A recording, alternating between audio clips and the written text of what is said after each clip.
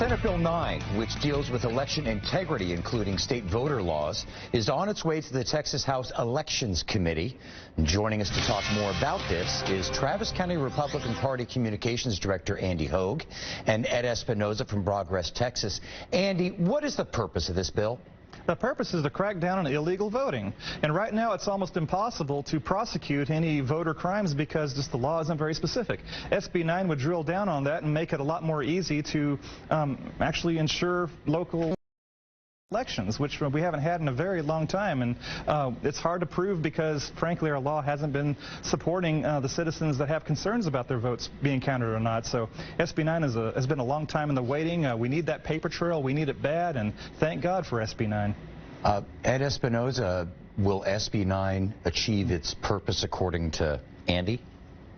Well, I couldn't really understand what he was saying, the crackdown on illegal voting. I don't remember any stories of illegal voting in Texas in 2018. What I do remember is that Texans saw Republicans have the closest margin of victory in nearly 2 decades.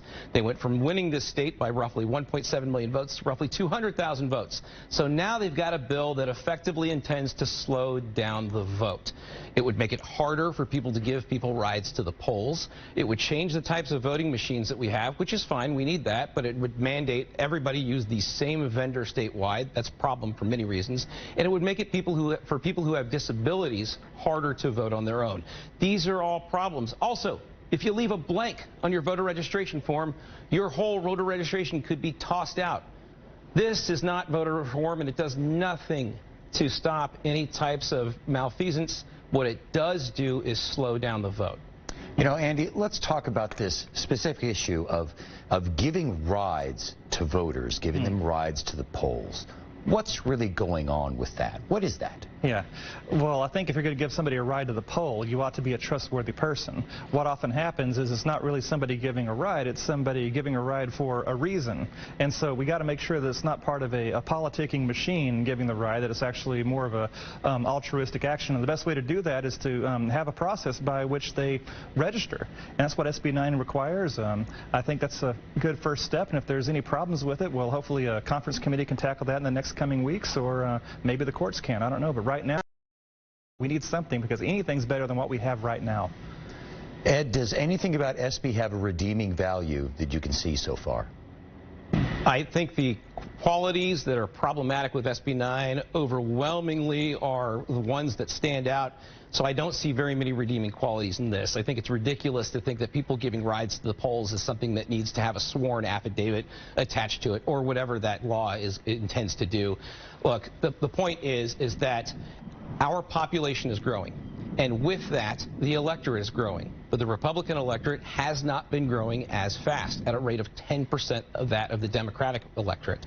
That's what makes this bill suspect. There's no immediate reason for it, and I think that the motivation behind it is inherently political. Elections themselves are political. This bill is especially political right now.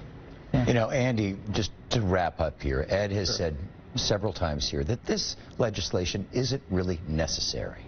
You disagree? I strongly disagree. I think there's a large number of voters that don't turn out. I meet them. I work with the county party. I meet voters that don't vote because they honestly believe their vote won't count, or their vote's not being counted, or there's some kind of malfeasance going on in the system. And when I say prove it, they say, well, prove otherwise. Well, I can't. But if there's a paper trail, if there's more controls over our election process that increases accountability, then I think you'll see more people voting. You'll see more trust in the system. And again, anything's better than what we have right now. So let's do something. Okay. All right. Well, we got to wrap it up. Once again, SB 9 is in committee.